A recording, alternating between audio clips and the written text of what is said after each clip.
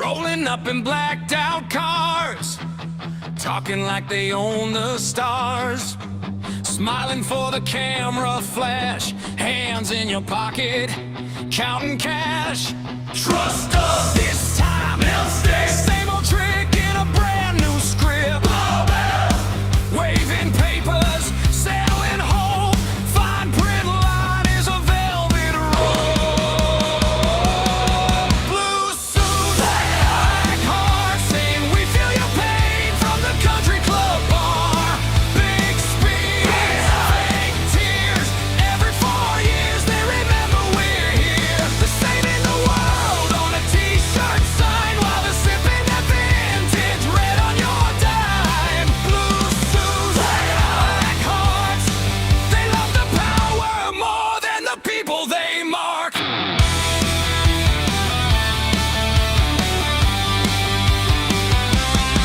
Every problem, they've got plans.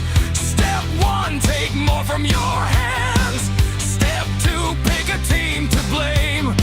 Step 3, walk off with the game. Talking justice, talking care, till you ask, hey, why's my street bare? They built mansions on those dreams, then called you cruel when you asked what it meant. Blue suits, black hearts, saying we feel your pain from the country club bar. Big speed, fake tears. Every 4 years they remember we're here. They're saving the world on a t-shirt sign while they're sipping that vintage red on your dime. Blue suits, black hearts, they love the power more than the people they mark. Raise your hand if you're tired of the show. Same old play in a thrift store coat. They talk like saints, vote like sharks, writing your life with invisible marks.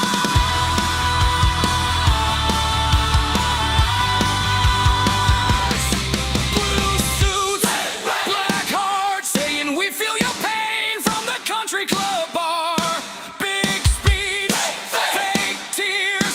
Every 4 years they remember we're here. They're saving the world on a t-shirt sign while they're sipping that vintage red on your dime. Blue suits, black hearts, yeah. The mask falls off when the cameras go dark.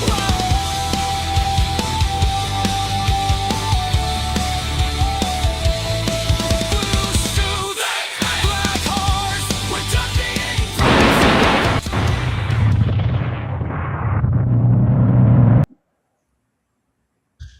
Good evening, Hey, everybody. Go ahead, Scott.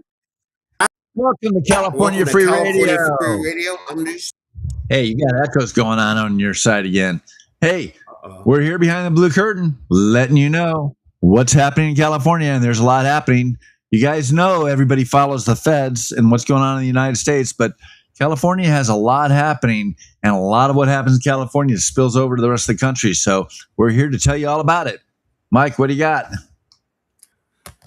Well, the feds are all over the place, but let's start a little bit with California as the feds start to creep in. We saw a couple actually in the area where I'm running for State Senate 2022. A quick plug. The feds did a run on Ontario's supervised and the same time raided a Chinese businessman. Scott, what are the odds? Over also in my area of West Covina, who apparently is up to no good. What do you think he's up to? How many guesses do I get? So, everybody, you guys have to know, Mike's putting himself out, and he's running for state senate. He's running against this lady, Susan Rubio, who's crooked as, well, a Democrat, and she's actually under, I guess under investigation would be the appropriate thing to say. We're hoping for an indictment any day for some mysterious and shady dealings she did as a city councilwoman. But hey, she represents you in the state senate, and you know who knows what kind of dirty deeds she's doing. So Mike's putting himself out there. He's running to try and give everybody an option. And you know what? if you're tired of the status quo, if you're tired of all the homeless, if you're tired of, you see the background behind me, they're actually robbing trains again. I mean, it's like 1800s all over again. Well, I don't know if they're on horseback, but they're out there with guns and they're shooting the train conductors and caboose operators and engineers. So it's a lawless time. And you want to change the status quo? Mike's your guy. It only happens if you live in the 22nd Senate District, though. But Where is the 22nd Senate? across the board, everybody out there, am I still echoing, which is weird? Across the board, look, Netter News this morning, the train robbery where they're literally exchanging gunfire with a modern day train. No, this isn't a movie they were making because, well, we're not making any movies right now, but we'll talk about that in just a bit. We have lawlessness kind of run amok, and who is watching the store? Scott, let's talk about the article that I had in Netter News today that John Fleischman wrote about Gavin Newsom's calendar.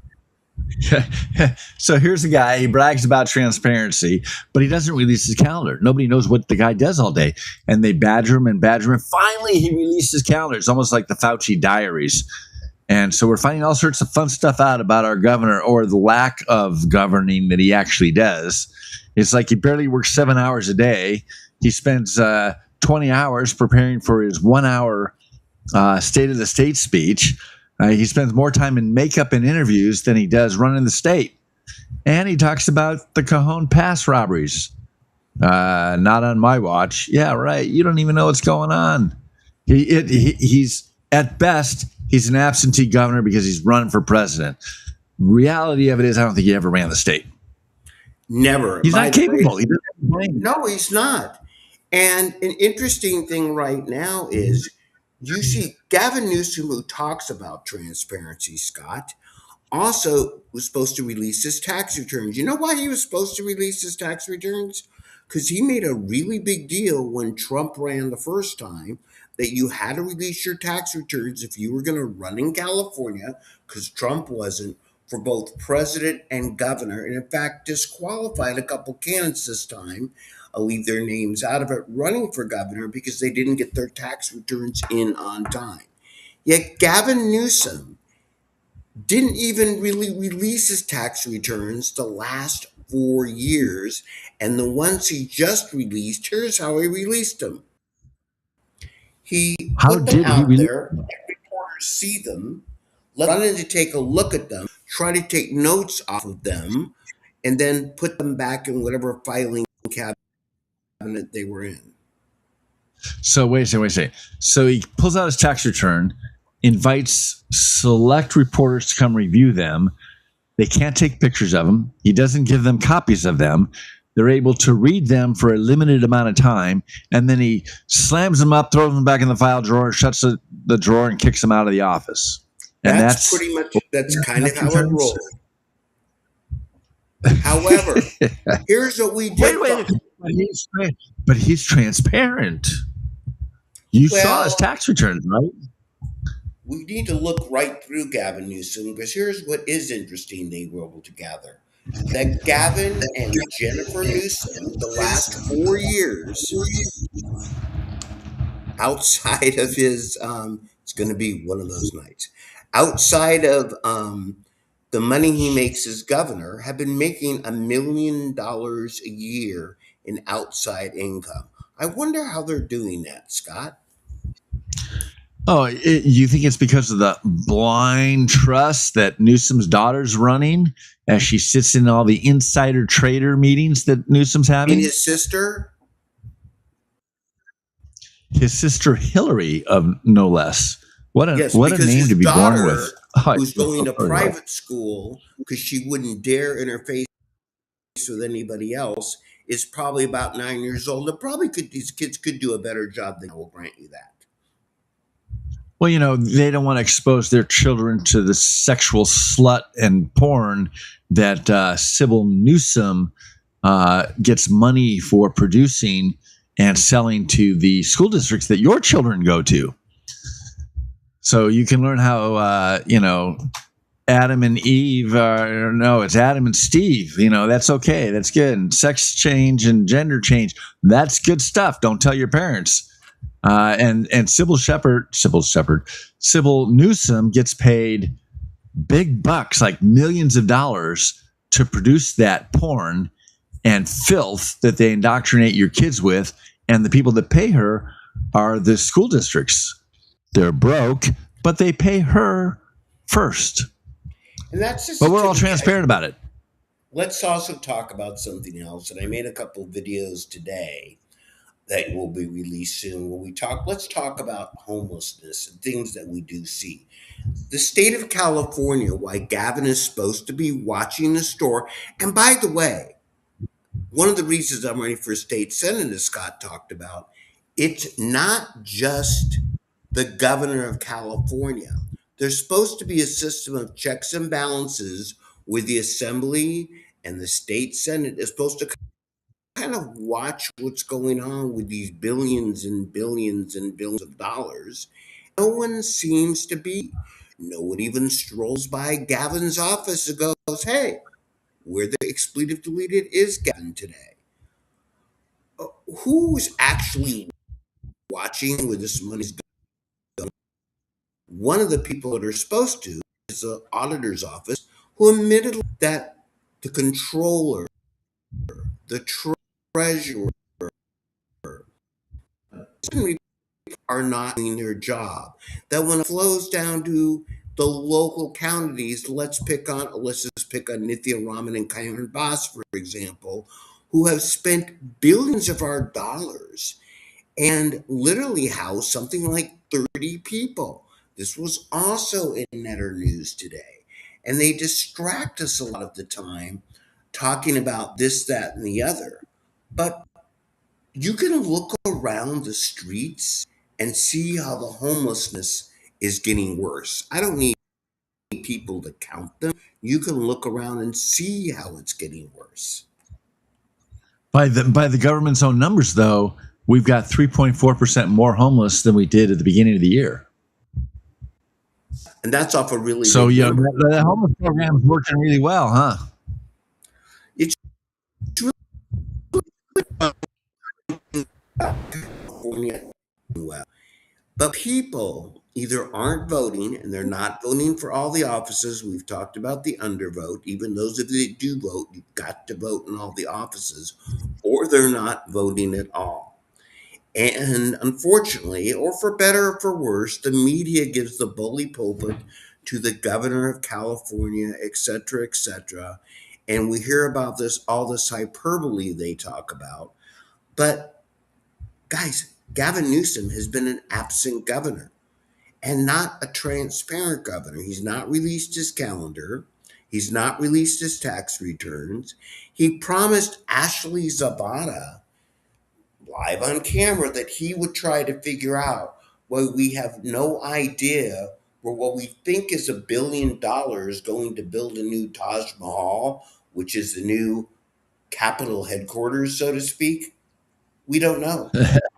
We have no idea where that money's going, who the contractors are, when the project will be done. And although the train behind Scott might represent the bullet train if it run, as a great song my buddy Drew put out, it's hard to say goodbye when the train's never left the station. We don't even know where that money's going. And as an article came out this week, probably in early 2027, the money to complete the bullet train, not from the feds who've never given any money, is going to run out before we've ever had a single person take a ride on it. So nothing is getting done, yet billions of dollars are evaporating. And who's watching the store?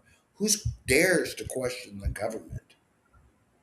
No, everything's working fine. Nothing to see here.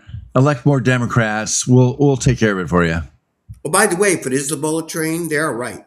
There's nothing to see there. I'm sorry. That was a Katie Porter ad. I don't need to see that either.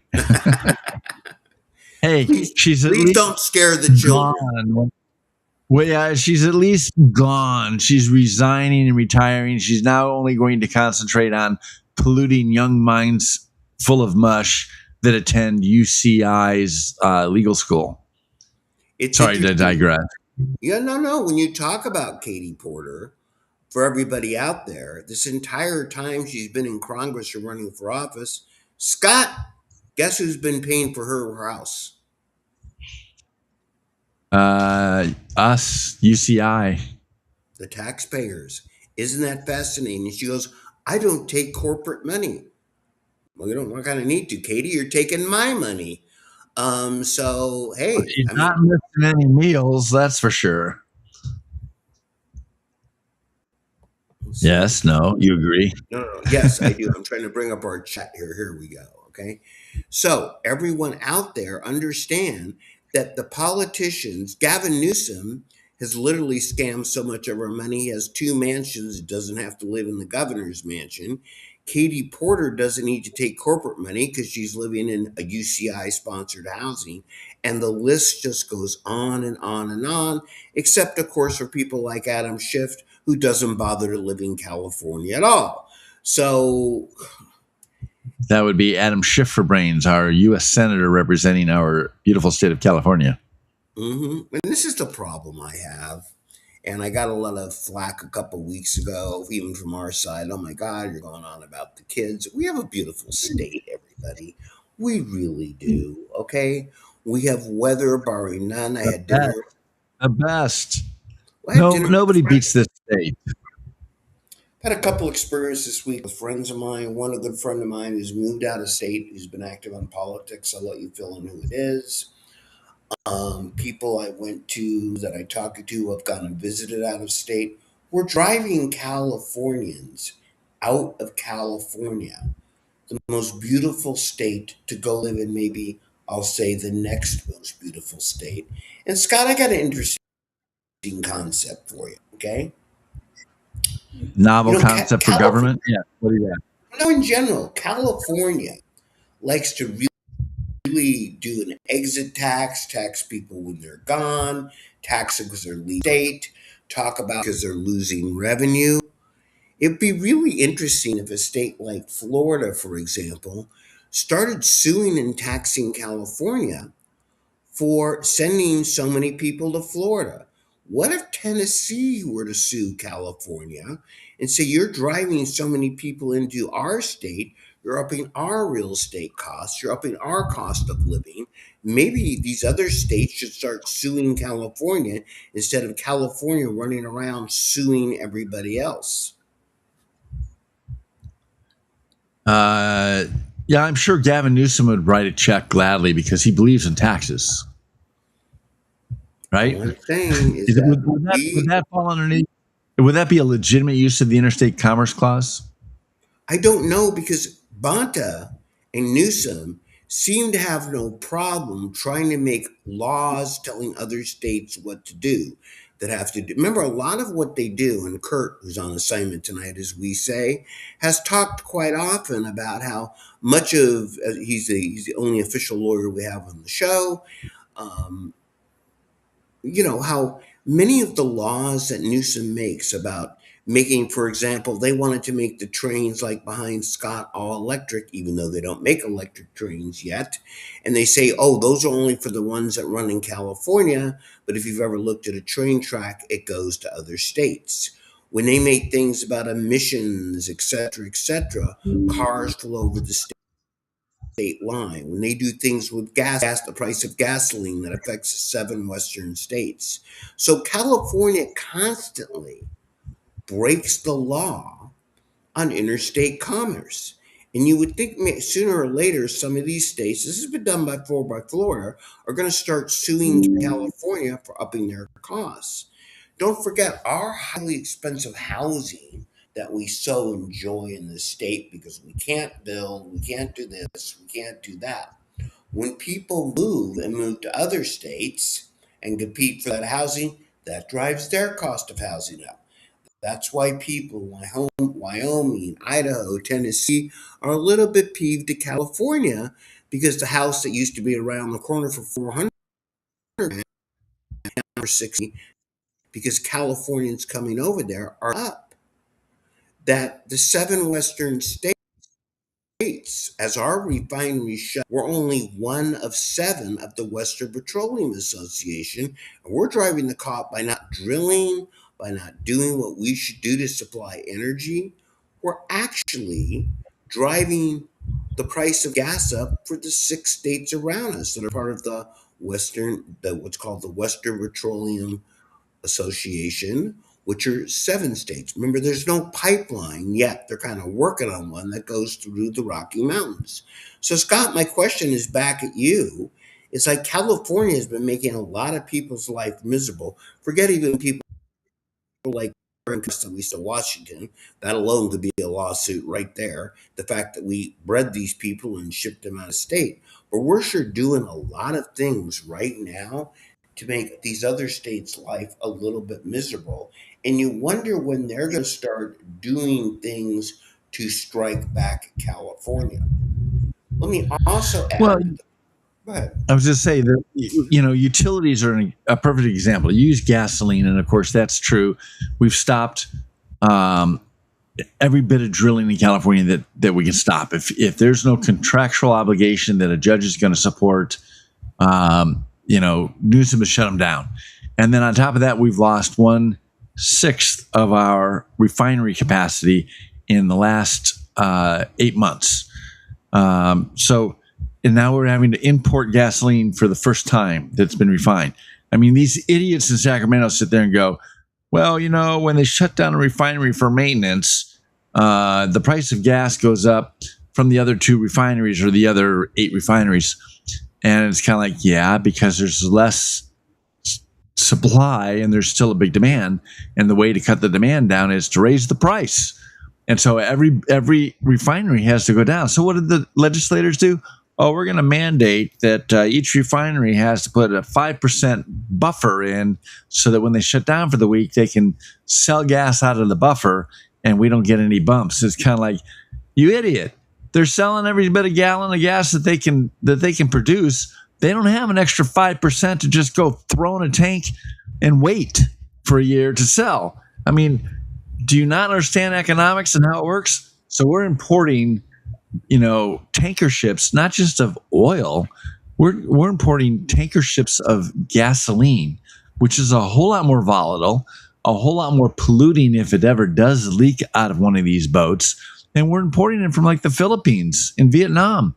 And all Newsom is doing is exporting our refinery production. I mean, you're still going to buy the gas. It still has to get refined.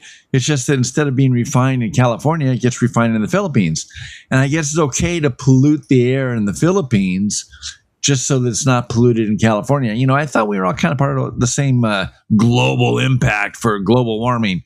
But no, they're just kind of like, hey, we must be doing really well by the planet. We're actually producing less gasoline, and so we're polluting the air less. No, you just offshored it and added danger and pollution to do it. Right, that's the interesting Idiot. part, right? Because you think the environmentalists would be up in arms about this because every one of these big belching, and by the way, there are some people that listen to us around the state. Scott, are you ready for a very important fact? I can't wait. Arizona is not on the ocean. Okay, they have no way to bring ships into Arizona because we have this. I don't want to get too I need to check Google Maps just to make sure. I don't want to get too scientific, but there's a thing called land that they can't drag these. Meaning that unless California makes things available to Washington, not to Washington, Arizona, Idaho, ships coming to California and to Scott's point, these big belching ships coming up from South America and over from China, carrying goods and services, okay, are polluting their air. And wait, there's more. And you just gave me a good reminder, Scott. You're a good co host. I'm going to try to republish this next week. But how California talks about all the waste that we produce a lot of waste. And to put in comparison, Arizona has about 3 million people. We've got about 30 million. I don't need to go on. Okay. So we produce a lot of garbage and a lot of waste. We have strived over the last 40 years to produce less waste. California likes to, and there was a great article in Cal Matters about this that did not get enough pub. I did put it out in the news about 5 months ago that talked about California likes to brag, hey, you know what, man? We've done a lot with landfills. We've got all this waste that we have. We're not burying it. You know why they're not, Scott? You know what they're doing with it? I mean, yeah, they're just throwing it in the water. No, they're taking it to other states. Because Utah is a great example. Utah, to produce revenue, okay? And by the way, for everybody out there, if you think politics pays, if Scott and our respective, and myself and our respective family ever go on a cruise, that's what the ship will look like. Um, And we go on so, the special cruises. yes, exactly. So states like Utah and even Arizona, but I'm going to pick on Utah specifically because remember the article, have actually to produce revenue over the years, have taken and agreed to take other states' landfill and trash, basically. And so the things you see on the ship that Scott has, they bring it into these other states. California making less waste, we're just burying other places. It's kind of like we're not killing less people, man. We've just opened a new graveyard. These other states are now complaining because California is literally because we've moved our environmental problems simply across the state borders. So we haven't really done much except we're miserable to do much in the environment. LA is certainly cleaner than when we used to be kids, but much of the other stuff or the less you see, remember when you were a kid, there were trash dumps all over the place. Simply taking that trash, putting it on boats like this, and putting it in big trucks and moving it over to other places to be buried because they've had a lot of open space and grew an industry just like the recycling industry. Recycling, as much as when you pay a dime or 10 cents a bottle, that's a whole other show. Okay. No one knows where that money's going. It's not going back to the state of California. It's not going back to us, the consumer. It's grown to slush fund.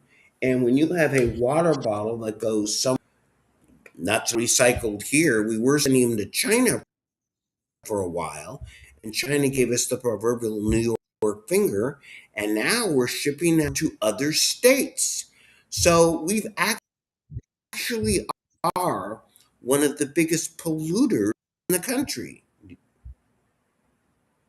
Yes, if you look at the net carbon footprint since the liberals took office, let's call it from Schwarzenegger on, with all the forest fires, with all of the other things that have happened, I'm sure that I don't care what kind of improvements they think they've made. When you start counting all of the fires, the offshoring, or to moving pollution to other states, the net carbon pollution factor is higher. We've actually polluted more since the greenies tried saving the planet. And we're going to produce even more because we shut down nuclear power plants. And so do you like my ad here for new? Yes, it's bottled water, hose water for baby boomers. You saw the post put out that we're going to be closed anyway. You might as well drink hose water, right? Now with 30% more hose flavor, made for baby boomers. I guess that qualifies us. Excuse me 1 second. I'll be right back.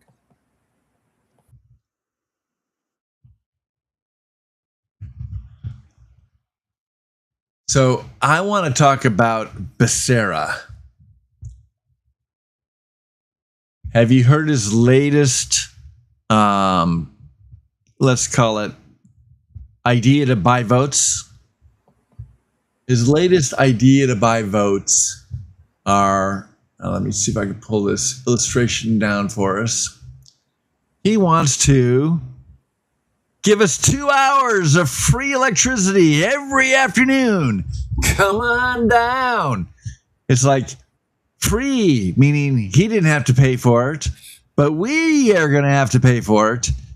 All of these extra energy costs. So his proposal is from 1 o'clock to 3 o'clock in the afternoon on weekdays, he's going to give you 2 hours of free electricity, hoping you'll turn on your washing machines and do all of those electric consuming items between those 2 hours because you're going to have free electricity. Is there anything free, Mr. Netter? Nothing. I'm gonna want to give a shout, Magdalena. I'm posting a link right now that you post or showing every week. Thank God bless you. Not only is nothing free, okay, I also would like to add that just drive the cost of electricity down so I can afford it. But let's go back to something I was about to discuss here. So California and the opposite, it's Steve Hilton. I saw him on the political roundtable, whatever you want to call it, this week. And I want to give a shout out to my buddy Blake Jones at Political, who wrote a great article on Steve Hilton talking about how they made people scared of AI. But AI consumes a lot of power. And to power a lot of this AI that we have there, exactly, want to put power banks, big power bank farms in cities, including in my district. Those power bank farms, and everybody who knows me know that background, are probably more dangerous even than a nuclear power plant. Strange as that sounds. Okay, right? So, What the heck is a power bank farm? okay, let me explain the initiative. All right, and these are coming up all over, and the data centers are getting all the pub. You know how they have these solar farms like that? Okay, leave that picture up for a second. Okay, that only produce energy every so often, right? Okay, so when they produce energy, there you go. All right, When the sun shines. right. When the sun shines or the wind blows, which is not all the time, because we're California. That's one of the reasons we like to live here. We're not Arizona, and we don't have hurricanes. Okay, so let's just roll with that. They wanted these big areas and put huge piles. Okay, and the best way to describe it, so they can store this power. My opponent, Susan Rubio, has been all in favor of this. It's a really bad idea. Now, I will tell you, these want to be put up by the energy company, and there you go. And they want to authorize these in your community. One way I would authorize these as state senator, you know what my stipulation would be? That I get free power all day long? Nope. That the CEO of the power companies themselves, like Pacific Gas and Electric, would be required to put their house on top of the power bank and live there with their family. If they do that, if they think it's that safe, let them let it. Because not for everybody who's ever right now, if you're watching this show and touch your phone as it gets an airline today, they don't want you putting your portable power banks in the overhead. What's with you? I not like them in the flames, and they're tiny. And I'm putting this in simple Well, it terms. definitely don't let you put it into luggage because they could start a fire down there and no one's there to watch it. They don't But you want can it in carry your luggage, and they batteries don't in. want it in the overhead. Okay, fair enough, because everybody. Now, look up in San How Jose. do you go anywhere without a battery these days? No, you can. You can just carry it with you. I just want you to put is these big banks next to your can catch fire, and wait, there's more. If you look at Oh yeah, it, I need to. you won't stop them. You can't stop them. San Jose, you can't put. It's kind of like when a fire starts in your kitchen and you have to have a special kind of, as you know, fire extinguisher to put it out. We don't have fire extinguishers that can put these, and so we cannot. This is kind of what happened in Boyle Heights, except it was a plant, the same kind of thing. These catch fire, they burn very hot. And for everybody out there in simplistic terms, it's not the data centers. It's what's there you go. That's exactly the fire, I believe. That's the refrigeration fire. It's hard to keep up. But if you look at the This samples, no, this was a lithium. This was a lithium oh, there you iron, go. That's the one. lithium ion battery fire in Escondido. Yep. And that one, there was one up north. They cannot be put out very easily. And the thing is, it's not put a lot of them together. And why they're having us pay attention to the data centers, and my point is, Hilton in his interview said they're making us afraid of artificial intelligence. We've had it run by some bad people like Sam Altman, etc. And they've drilled into why they're doing that. They're not talking about, in the name of clean energy, these big power bank farms that they want to put up. And again, without turning this into an engineering show, Ohm's law, they will burn hot. And a bunch together, his family and everybody else would like to live on top of these power banks. I'm all for it.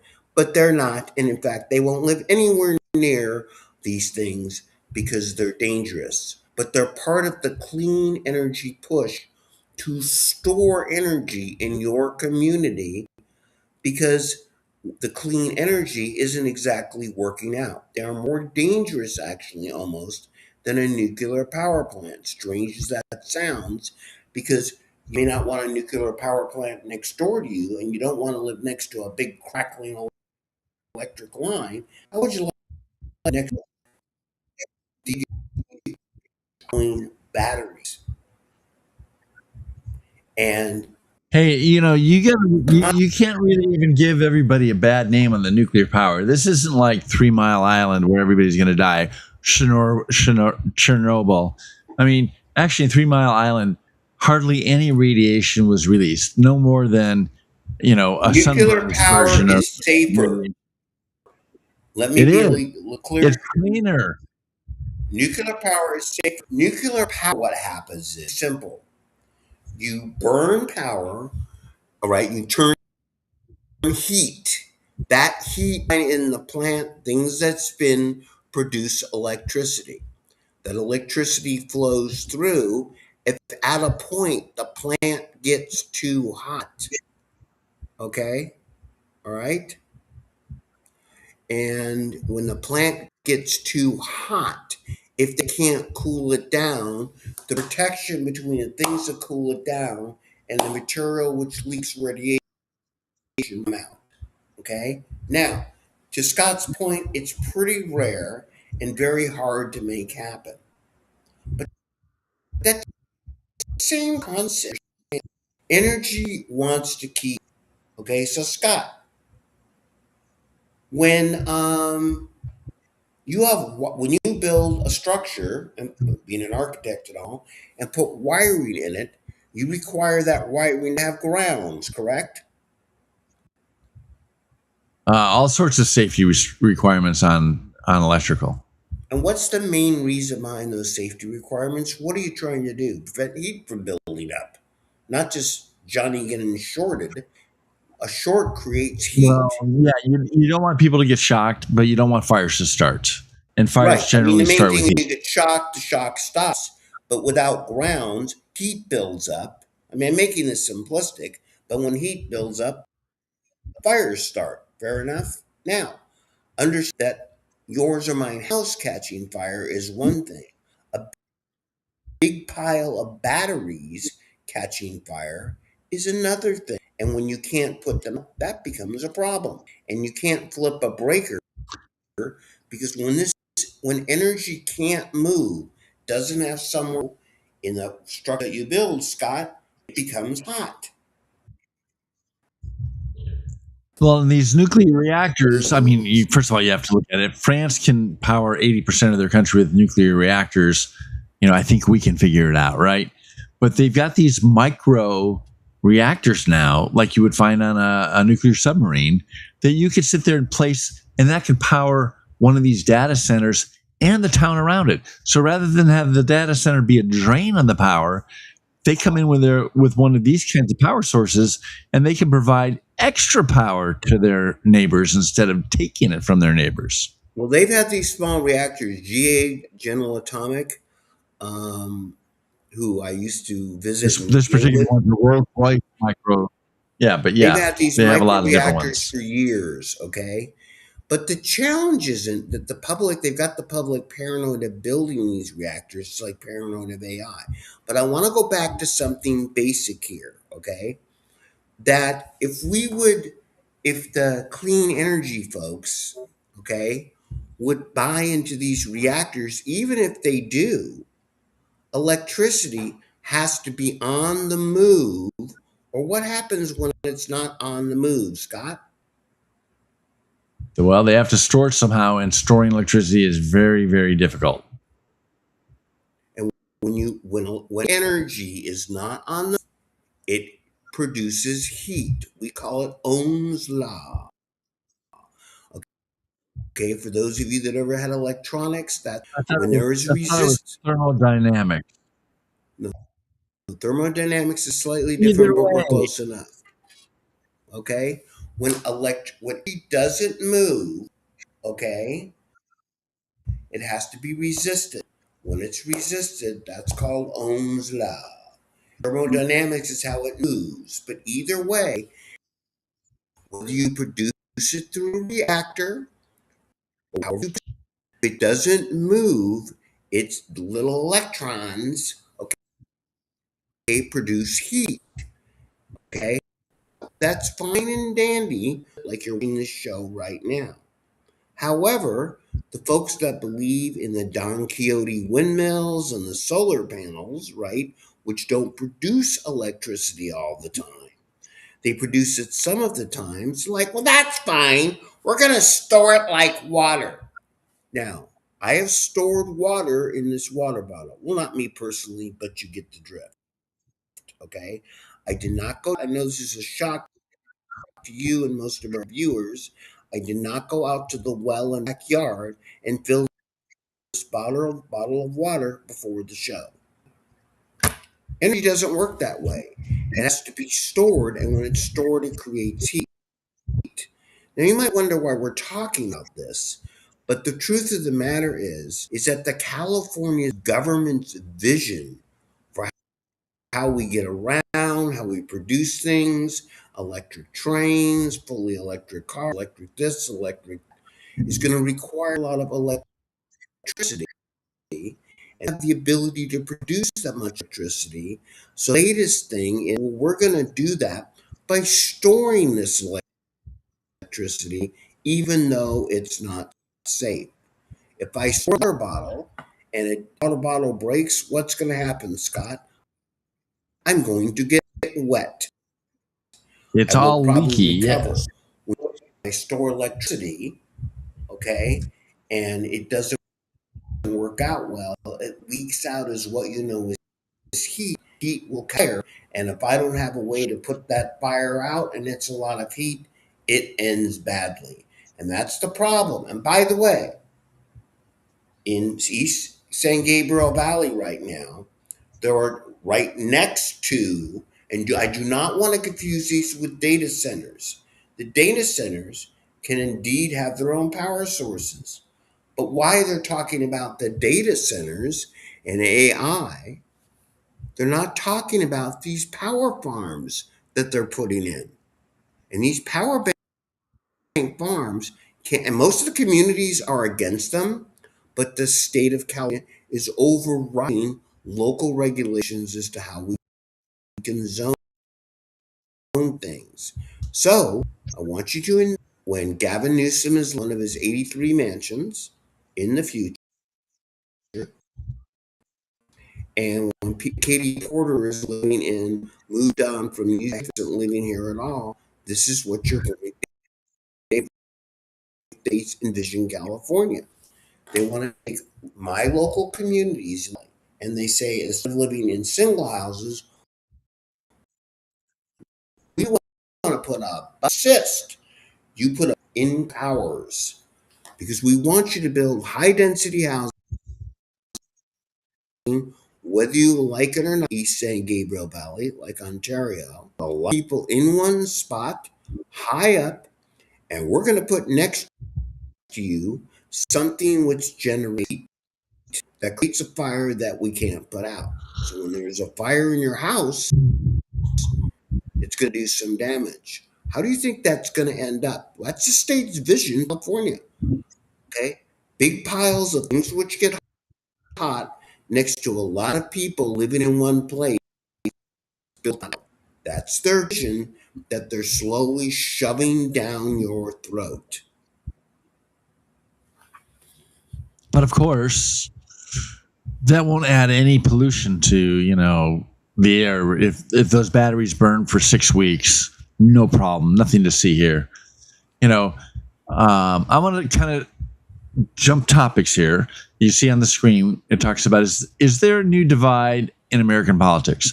And I thought this was a really interesting article. Fleischman put it out, and so does it matter. He quoted a couple of well-known left and right strategists that kind of came to the same conclusion, obviously from different directions. But the concept is that the Democrat and the Democrat establishment is getting upended by the progressive insurgency. The DSA, the Socialists of America, the Mondamis and the Bernie Sanders and AOCs of the world. And then the right, of course, they look at it as being upset by MAGA, by Trump, by the populist movement. And you're running in a district that's very, very Democrat, very, very blue. But I've got to believe that most of the voters in Southern California, and particularly in your district, are tired of the status quo, and they're willing to vote for some extremists like Mondami in order to upset the apple cart and change the way the stupid state's going. And they're not necessarily ready to vote Republican. But in your case, I think it's you or the establishment Democrat who's about to be indicted, Susan Rubio. And I think people need to understand, you want to change status quo, you can't elect the status quo. You got to elect new blood. And guys like Mike, you're putting yourself out there, and you will be revolutionary. Like Trump, you don't approach problems from a political angle. You approach them from kind of a business angle, where it's kind of like, hey, in business, we actually solve problems and move on. And in politics, no, if the problem gets solved, then they don't need me anymore. So I want the problem to linger, and I want them to sit there and have faith that I'll take care of it. Well, they're not taking care of it. They're making it worse, and we need to vote Mike into the Senate. And it's important, even though there's a super majority, that means there's over 2/3 Democrats in the legislature, in both the House or the Assembly and the Senate. Mike's running for the Senate. And we only need how many senators to flip the supermajority? 4? We need 4 senators and 8 state assembly people. And let me talk. So about Mike is one. Yeah, let's talk about this. But all of these tax increases that we're getting, were voted in because they require a 2/3 vote. So by flipping 4 districts, Mike's district being one of them, we can stop the Democrats from just implementing taxes willy-nilly. Go ahead, Mike. What are you going to say? Well, a couple things here. Is that a real picture of John Fleischman, or is that AI? Be honest. No, it's definitely AI, but the AI did a pretty good job. So I want to go on record for those of us that are old enough to remember, and John Fleischman is a great guy, and we know AI solves a lot of problems, but I want everybody who is about my age, or even in your 50s, close your eyes for 1 second and take a look at that picture, and tell me if you do not see the resemblance in that picture between John Fleischman and Soupy Sales. I'm just looking at that going, gosh. Different glasses. different glasses. Yes, okay, different glass, but you get my point. It's How old are interesting. you? We're getting up there all the time, and that's what I'm saying. The really biggest portion of voters. And by the way, I was really proud in the primary of what I did. Our side doesn't have a lot of money. I gathered 60,000 votes, and you know, a big bulk of my votes came from. A lot of Republicans, you say, hey, and this is the part where I agree and disagree with these, but I agree actually 100% with what Scott's saying.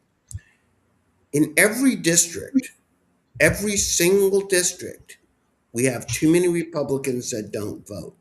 And by the way, and you can use AI for this, the last 5 years, the last 10 years, ask AI how much have the Republicans grown in California? We've grown 4 to 5 million, a huge amount. We've grown faster than the Democratic Party. Then ask AI the question, well, how's Republican turnout been in the last 5 years and 10 years? That covers a few cycles. You'll find out it's been less. So we're really good at converting people to so-called religion of Republican. We're just not real good at getting them to come to church, which we call voting. And that's a fact, and you can look it up. That's why we've continually lost ground. Because much of what is pitched. So let's pretend we're in junior high, and Becerra is offering 2 hours of free power. Are you going to give us like free ice cream on Fridays? No, I I mean, got to tell you, here's the thing in junior high. Let's pretend we wait a are. second. I want free ice cream All he's doing every here Friday. is keeping the Democrats who are to the left maybe out to vote. But here's the reality of it, everybody, okay? He's not going for the Democrats or the Republicans. We have the NPP's no party preference, okay? And those are the people, they don't care about free electricity. I really grasping for straws here. They really don't. Because you know, Scott, can I ask you a question? Anybody out there, you drive your car around with your electric bill taped to your windshield? No, it gets paid automatically, and I look at it once a month, and it's getting more and more expensive every month. And we kind of know that, but it's not in our purview. Okay. So that's a great little thing No. that Sarah's doing. However, what do you see in really big numbers when you drive around your car when you have to stop like I do 3 or 4 times a month? I'll take homelessness for 1,000, Alex. Take the price of gas. I'll take price of gas for $10 a gallon, Alex. There you go. And that's what people see. And they don't get it. They don't even know what their electric bill is. Okay. I'd like to tell you what the electric bill is in my house. I had to find out the other day because, like you, I didn't know what it was. I know it was too much, but I didn't know what it was. But the reality is, people do see that what's right behind Scott. That's why Steve, and that's a big difference, by the way, between Steve Hilton and Becerra. Let's take a step back right there on your right and left there.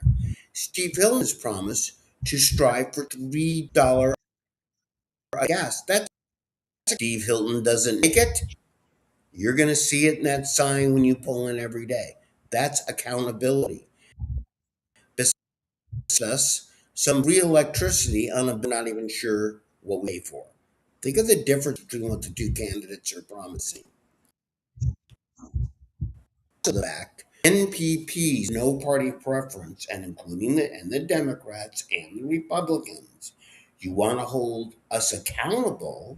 We're promising to lower the price of gas, and you could see whether or not it's working when you drive into an Arthur 76 after you elect us and see whether or not those number behind Scott start to drop. Okay? Hey, That's we have really a billionaire's tax on the November ballot. And it's not really a billionaire's tax, is it? First of all, there's only 26 billionaires in the state, and half of them have left before this tax would take effect. So he's now driven huge amounts of wealth out of the state. He meaning Newsom, It's an everyone although it's an everyone tax. They just start with the billionaires, just like the income tax was only for the filthy rich. But hey, I don't know about you, but I'm not filthy rich, and I'm paying a lot of income tax. Yeah, I seriously doubt anybody watching the show, So hosts included, are worried about being taxed on our $1 billion. Okay, because we don't have it. But a billionaire tax, the everyone tax, they're going to take 5% of your wealth. So let's say you have that $1 million home that you only paid $50,000 for 40 years ago. You're going to have to pay $50,000 for that $1 million home every year. And it doesn't matter whether you have the money or not. Forget it. Now they're proposing a one-time tax, but they have provisions that they can re-up at any time they want if it meets certain conditions, which means the Democrats want more money. Oh, that's the right condition. Let's go ahead and reinstitute it, except let's call it a half a billionaire tax, and then a 10 millionaire tax. Or how about a 1 millionaire tax? That's what Mondami's doing. He's doing in New York, he's doing supplemental property taxes for properties over $1 million. Well, that includes your mom, who's lived there for 45 years and only paid $50,000 for it. And now she's going to be nailed with a huge tax that she doesn't have the cash to pay. She's going to have to either put a reverse mortgage on her house, which means you don't get it. The mortgage company does when she passes, in order for her to pay the taxes, or she's going to move out of the city, which is what his real goal is. But Kick all the old understand people what out. this tax is, and I know there's a lot of stuff back and forth. Look at page 26, etc., etc. I really don't why they call it's really an everyone tax. And by the way, it is illegal under the Constitution at the federal level. So the feds can never do this. Okay? It's an asset tax. And for those of you out there going, huh? Which one of them would be me? That means if your home is worth $1 million, whether you owe $1 million on it, whether you paid $300,000 for it, okay, they can tax you on what they determine the asset is worth. And I also want to drive that home a little bit here. Scott, can I go deep again? Because I like rabbit holes. You know that. I was a big Alice in Wonderland fan. Okay. Big rabbit hole. Go for it. Okay. So, generally, for those of us that have worked in big companies, let me explain something that's very different about this tax. When I was State Farm, State Farm goes out and they buy a really big building for $100 million in LA. Got it? In the old days, as time went on, that building, we sold for $250. However, due to something called GAAP, which is not the closing store, it's called General Accounting Principles, it always stayed on the books for what they paid for it. Meaning this billionaire tax, I really want you to think about it. If Scott and I, if we were to get off here and I was to check my wallet and won the lotto, let's say, I'm optimistic, okay? And I went in with half on Scott on a Picasso painting. You ready, Scott? You ready to go on half? Yeah. Okay. Go for it. And we paid $5 million for that Picasso painting. It would always be on our books as being worth $5 million until we sold it. And if Scott and I then turn around and sold it for $10 million, we will get taxed on that. I don't know if everybody out there realizes it, but the really scary part about the billionaire tax is a group of people from, the state of California decide Picasso painting is worth. It's not on what someone paid for it. It's when an independent people decide that it's worth. Do you know, they could decide my house is worth $5 million. This just in, it's not. Got it? That gives them, that sets the precedent of the state deciding what your stuff is worth, which is exactly, you got a great thing up there on property taxes, dude, because property taxes, thanks to Prop 13, okay, they hold on what we paid for the house. In most states, the assessor decides what it's worth each year based on what property around you is being sold. That's what Madami's doing in New York because he can't. So we also have Save Prop 13 on the ballot this time too. Scott, whether you know it or not, you stumble outside of a rabbit into a gopher hole. Okay, and you see where I'm going with this. Okay, because our property taxes here are frozen on our value of what we actually paid for the property, not what we could potentially sell the property for, based on that real estate agent. Hi, I'm Mike Netter. I work with X Real Estate Company. I don't want anybody too pissed. And you know, I could sell your house for $5 million. Why don't you list it for that? Well, that's kind of weird. It's a little shack out back. But if I move the horses from the stable, maybe you think I can get that? Okay. So that's a perceived value. That's might be a long rant to many of you, but you really have to understand somebody else is going to decide what you own is worth, and they're going to tax you on what they think it's worth, not even what you can sell it for. Now, Scott, why did you put up In-N-Out Burger? Are you hungry? Because I am. We're getting to the end of our show, and I am getting hungry. Well, In and Out Burger, just to show you the ineptitude of California, they're trying to put a store in West LA, in Culver City. And literally, there are neighborhood groups that are trying to prevent this from going through, trying to outlaw drive-through restaurants entirely in the city. Oh, that's because they have too many carbon, pollution when they're waiting in line to get their burger in their drive-through line. So they want to stop it. Really, they just want to stop everything. I mean, West LA needs an In-N-Out Burger. There's nothing around the 405 freeway there. That the minute that they install this thing in Culver City, In-N-Out will be super successful, and they're planning a fairly large store. And it's been held up now for over a year. They're talking about extending their moratorium for another 10 years just to stop In-N-Out Burger. I mean, but before give we me a leave break. this segment, put up the Soupy Sales video, the graphic again. I'm sorry, John Fleischman video. I mean, graphic. Because I think it's really, I want to see when we talk about the difference between right and left, okay? If AOC, and you cannot make this up, okay? So, yes, let's just put down for a second, even the fact they need an In-N-Out Burger, but AOC would tell you, and you cannot make this up, that much of the greenhouse gas comes from, I'm going to try to say this with a straight face. Oh, the hell with it, I can't. Cows farting. Yes, indeed. That the cows we eat, that the In-N-Out Burger serves, that much of our global warming is due the cows are farting.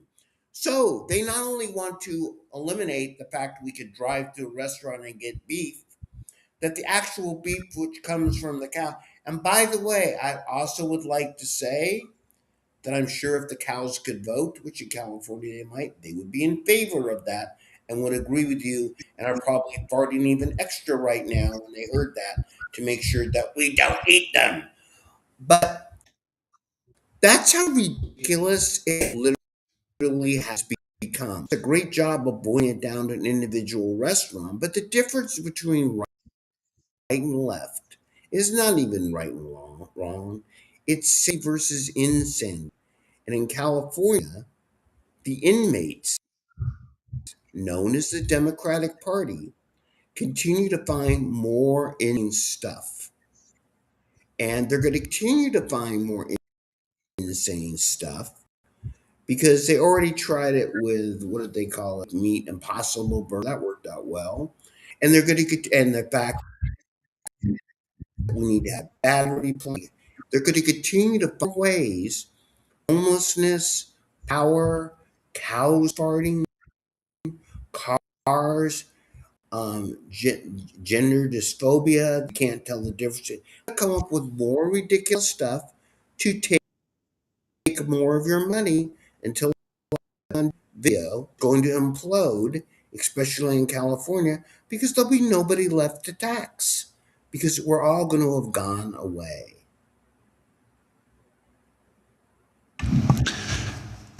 And in closing tonight,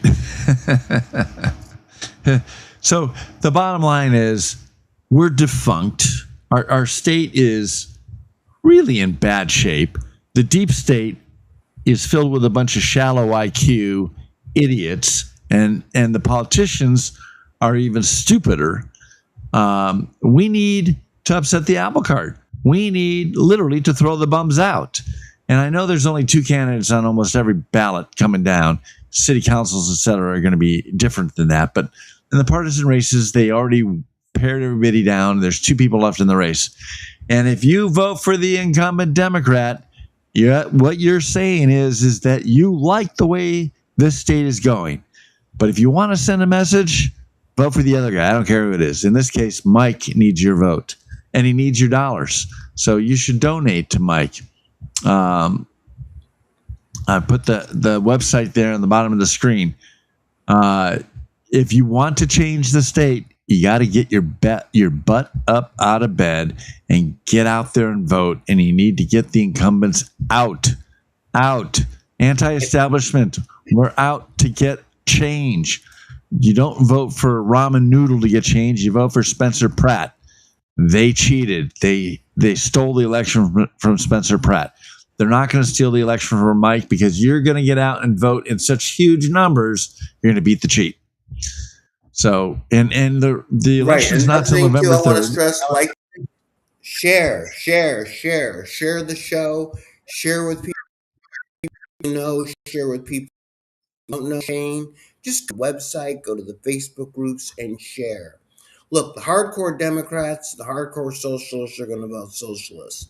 Again, the Republicans have grown. We need to get them out to vote. But the biggest group of people is this group in the middle. Back to the soupy sales chart. Sorry, Sean Fleischman. They're not right. They're not left. They simply want to live a normal life and watch reruns, if you will, of Soupy Sales and Captain King. Spend your life doing more than watching old cartoons where what seemed absurd is becoming. Help on my campaign, go to netter.vote. Thank you, Magdalena. Do everything that you can to keep pushing a message to everybody that you know that, look, it's time. Those of you that have never lived, if you've never lived in humidity and extreme heat, and I have, it's not pleasant. If you've never been to New York City when crime happened, it's not pleasant. That's probably a bad choice of where you go. You're going to have to save our beautiful So you're state. It's time. Go ahead. You're listening to California Free Radio. We're bringing you the truth from behind the blue curtain, and we're going to close out with one of our theme songs. We'll see you next week, 6:30. They said trust the experts while they locked up the town. Gave us 12 more genders. I love this song. Took our It's great. paychecks down. Flag on the porch. They call you extreme while they cash big checks and scream on your screen. Tear up the script like it's 1776. Hey, hey. They're allergic to bricks and sticks. All bark, blue check, big talk, no grit. We the ones they can't censor or fix. Oh, sing it loud, that's the trick. Red, white, and really annoyed as